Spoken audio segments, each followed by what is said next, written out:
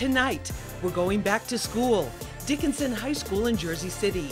We brought together hundreds of girls who are dreaming big and an all-star panel with some important advice. And always keep your self-confidence up. You always gotta make sure that you're confident in yourself because you want other people to believe in you. It was always like, just follow your dreams and never live in anyone else's shadow. Trial and error, you kind of find, again, what you're good at, and then you kind of just stick to it and let that propel you forward. This is Street Soldiers, our first ever teen mentoring town hall.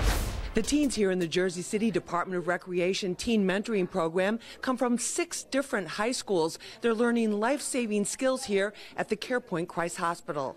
All right, go ahead. Ready? 1, 2, 3, 4, 5, 6, 7, 8, 9, 10. The girls here in the Jersey City Department of Recreation's Teen Mentoring Program are being taught CPR by medical staff from CarePoint Christ Hospital. The innovative partnership is just one of many programs under the Teen Mentoring umbrella, founded 7 years ago by mayoral aide Tamika McReynolds. It gives them that opportunity to say that I can win, I can be something, and whether it's being a nurse, a doctor, the janitor, whatever it is, they're going to be able to open up the doors to be able to allow them to be a part of it. And it's called a one-way valve mask, all right? It's a pocket mask. These girls from Lincoln High School are getting much more than the standard training in this after-school program. The impact can change their lives. I figured out that I can be an advocate for others and an advocate for myself, and that I could go outside of my own community and learn things about other people in other community that I wouldn't otherwise know. I like the people I've met, the role models I have, and the experiences that I get to experience. Providing them with the opportunities to give back to their community is extremely important for us, and that's one of, the goals of our school, is to ensure that our students are ready for college and or career once they leave high school. After the class, I spoke with the girls, then they celebrated their new knowledge and friendships. The program comes under the leadership of Recreation Department Director Arthur Williams, with the full support of Mayor Stephen Fulop. I think that having great role models could be inspiring for these women, that they could achieve anything. That's what we try to instill in them. And, we're like a lot of cities across the country. Some of the young men and women in our schools have tough upbringings, right? And so it's important for the community to come together or rally around them. In schools, students are given the lesson and then they're tested. But in life, it's really about the consequences, and then the lesson comes. Since it began, the Teen Mentoring Program has served more than 15,000 students. Talking with these girls gave me a lot of insight into what kind of panel we should have for them at our Teen Girls Town Hall. Here's what we came up with. Joining me is the one and only Laura Stylez. She is the co-host of Hot 97's morning show, Ebro in the Morning. She's also the director of the Envision Fest, which is an empowerment program for young girls. Laura, great to have you with us. Hi, everybody.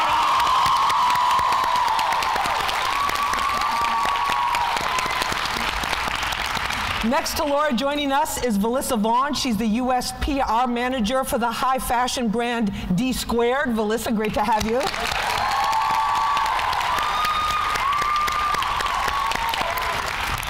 And I think you know the woman at the end of the table here, the one and only HoodCelebrityy. Yes, that HoodCelebrityy, KSR, epic recording artist. Her latest single is Inside, and you definitely have heard her on Hot 97, her song Walking Trophy. We played many, many times.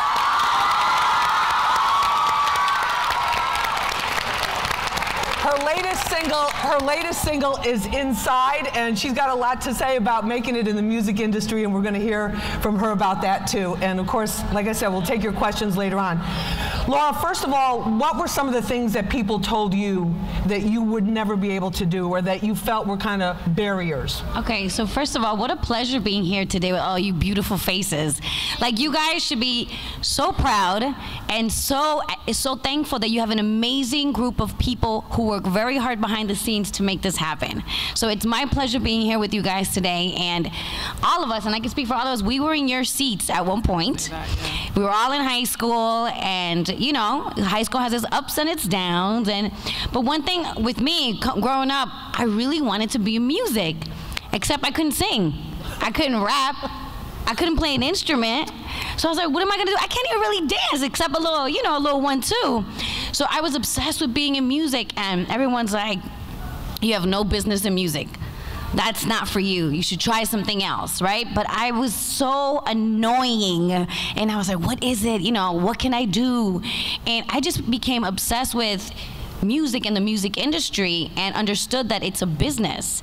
And I think that when you're a fan of something and people tell you no, no, no, you have to figure out your niche and how you fit in. And believe me, there's room for everybody. So even though I loved music and I couldn't be a performer, I knew that there was a place for me. So I wanted to be a DJ at that time, and you guys are so lucky because now you can download computer programs that allow you to have like a whole database of music, right? When I was growing up, I had to buy actual like vinyl, which is like $10 a piece, and I couldn't afford that. My parents had just, were barely living check to check, and I found purpose in looking for other incredible women in my network, from my mother to neighbors. But then I remember turning on the radio and listening to this woman named Nautica de la Cruz, and I was like, if she could do it, why can't I do it? You know what I mean? And I started just becoming obsessed with radio and how radio works. And I think one thing that you should all understand is that all of us are really good at something, right? And right now you should focus on finding that passion. And within that passion, you're gonna figure out how you can make it work for you. And I think one of the biggest goals for me was always, I just want to be happy and make money being happy. And having fun. And having fun, yeah, and having fun. And I think like as you get curious and you're trying to figure out, you're a senior, you're like, what am I gonna do? What college am I gonna go to? I think exploring and really understanding different types of businesses and finding your position and kind of just seeing yourself, because I would see myself in those shoes and figuring out all the steps you need to take to get there. And speaking of fashion, Velissa Vaughn, tell us a little bit about your journey to where you are now. You're one of the very few women and very few women of color in the fashion world internationally at an international level. I mean, for me, it all started out as playing basketball in high school. So I love sports, and I thought that I wanted to do sports commentating in college, and I actually did that for a bit. I wanted to be on ESPN, or I wanted to be on the NFL sideline. And once I did that, I realized it wasn't what I really wanted to do. And I always had a passion for fashion. A lot of my teammates even did fashion merchandising in college, and I'm like, that's just not for me. And then I got an opportunity outside of school based on somewhat of like what Laura said, is aligning yourself with positive people and working your network. And I got an opportunity to start out in fashion. And then I kind of realized that's what I wanted to do. I come from a really small town where I graduated with 90 kids. Wow. A super kind of poverty-driven neighborhood, but I did have parents who were like, you actually can be whatever you want to be. High school is a time when, people are, at least where I'm from, were, coming up pregnant. I had some deaths in my high school, and it's really about just kind of staying focused, and sports helped me allowed me to do that. And at the end of the day, it was just like, you look to the left, you look to the right, and you just have to kind of gear straight and know what it is that you want to be in life. And for me, it was just being successful and like trial and error. You kind of find, again, what you're good at, and then you kind of just stick to it and let that propel you forward. Exactly. Excellent. Hood Celebrity, tell us about the music dream of a little girl in the Bronx who ended up on the Summer Jam stage, who's now traveling around the world performing your hit songs, keeping your flavor, keeping that dance hall flavor and the Caribbean flavor with the music too. Tell us about that. I feel like for me it was a little bit different because I came from a family where I had to provide for my mom and provide for my brothers and sisters. So it was a little different for me. I went to high school for violin and dance. I used to play the violin. But when I finished high school, I didn't really follow my dreams right away because, like I said, I was always the breadwinner. So I had to take care of my brothers and sisters. I had to provide for the household. But like I said, at first, my mom didn't want me to do music. My mom wanted me to be a nurse or a lawyer. So it's always like, just follow your dreams and never live in anyone else's shadow and follow what you want. And with me following music, at first when I started, with me working, I used to work in a clothing store in the Bronx called Copple Fashion. And I used to go in there every morning just singing music, singing my songs, writing while I'm helping customers. And I remember one day my boss was like, I'm tired of you, like every day you come here, it's just music, music, music. Like he was so sick and tired of me just, as soon as I'll be done with a customer, I'll go right back to writing, because like I said, that was my passion. And with him like always putting me down and my mom not wanting me to quit because I wanted to quit. After a while, I was like a little miserable working there. And my mom telling me like, you need to focus on your job. You gotta, you know, bring something to the household. But with me accomplishing everything I've done, it just shows like always follow your dreams and always do what you love and never live in anyone else's shadow. All right, well, thank you very much for that. And when we come back, we're gonna talk with our guests about how they do that, how they actually made those dreams a reality. This is our special episode of Street Soldiers, our Teen Girl Town Hall. I'm Lisa Evers. We'll be right back.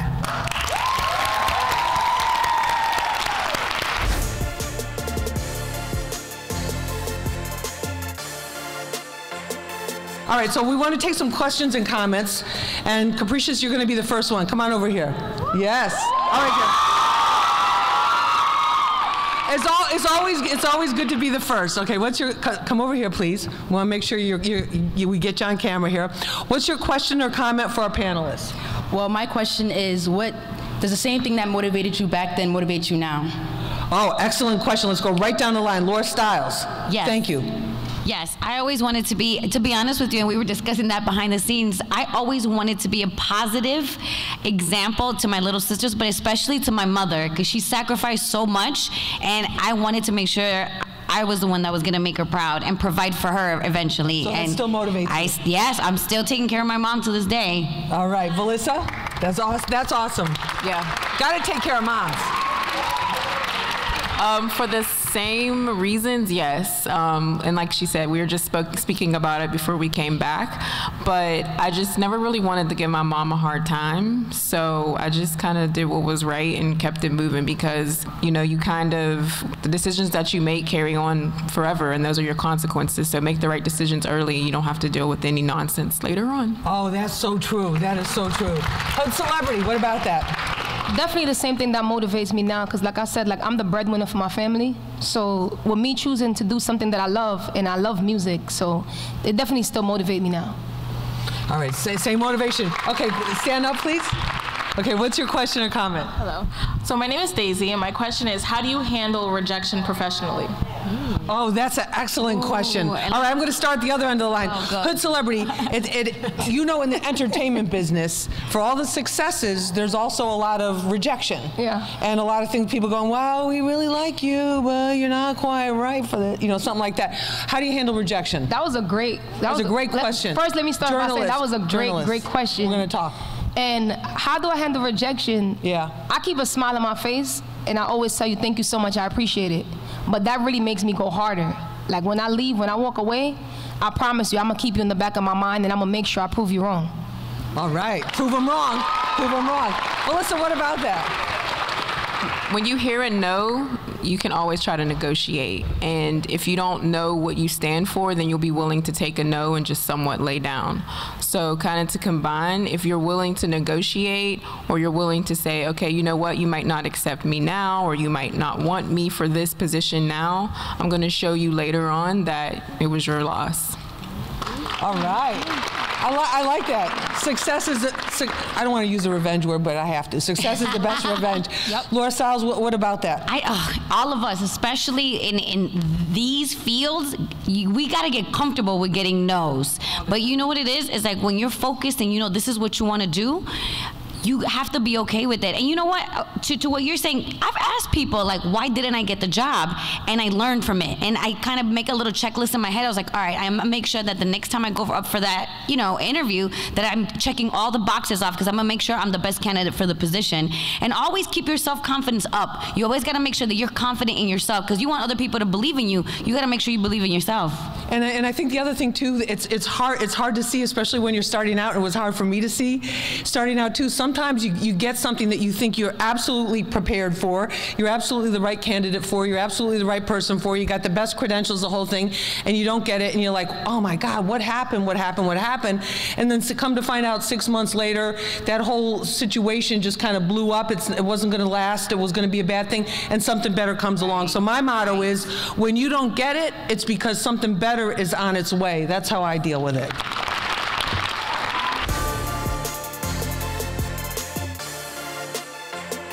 What's your first name? What's your question or comment? Desiree, and my question is, I want to be a professional makeup artist, and I want to know where do I start and how to keep a positive mindset. Oh, that's a good one. All right, I'm going to throw that to Velissa because she's in the fashion industry. She sees all those shows and all of that. What about for makeup artists? Well, I think that we all have a tool that we love and we spend aimless hours on, and that's called Instagram. So, you know, you're right across the bridge from New York City, where some of the greatest makeup artists in the world reside, and they're always here. BeautyCon is coming up, I think, next weekend. So, you know, take a look at what's around you, and just how I said, people DM me, message me on LinkedIn, find my email address, email me.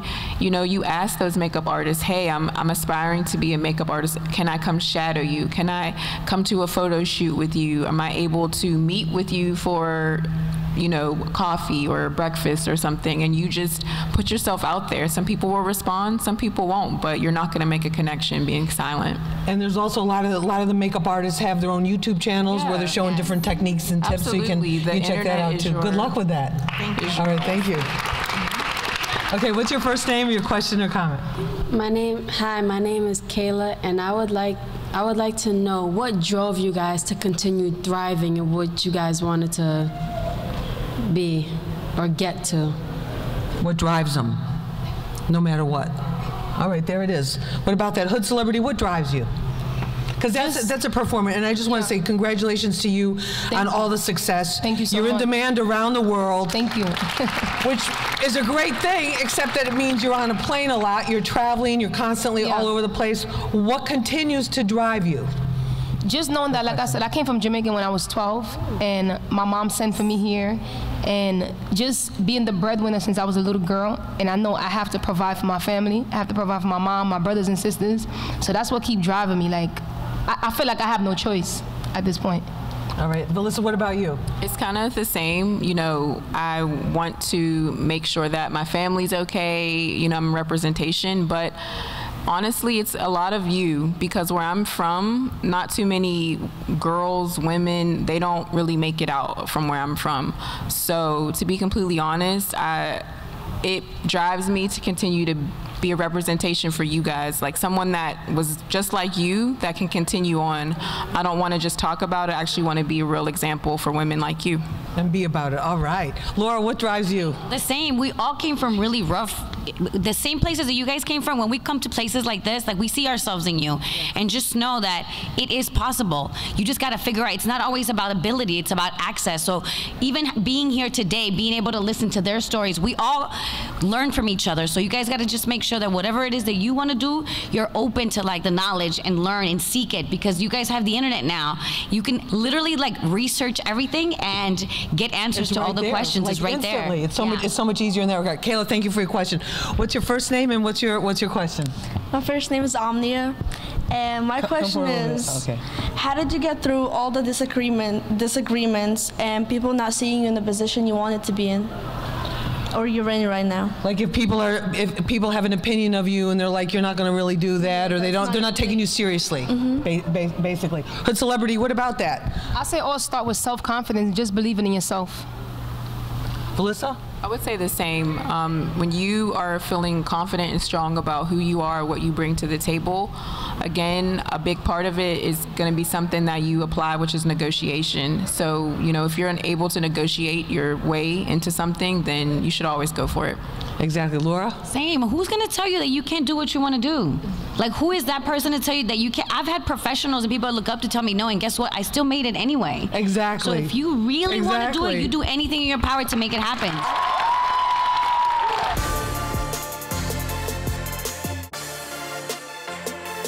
Thank you to Laura Stylez. Velissa Vaughn, thank you. HoodCelebrityy, thank you so much. And to all the walking trophies here in the audience, thank you so much. And thank you for joining us for this special episode of Street Soldiers. I'm your host, Lisa Evers. Remember, use your mind. It's your best weapon. I hope it's your only weapon. Let's push for peace.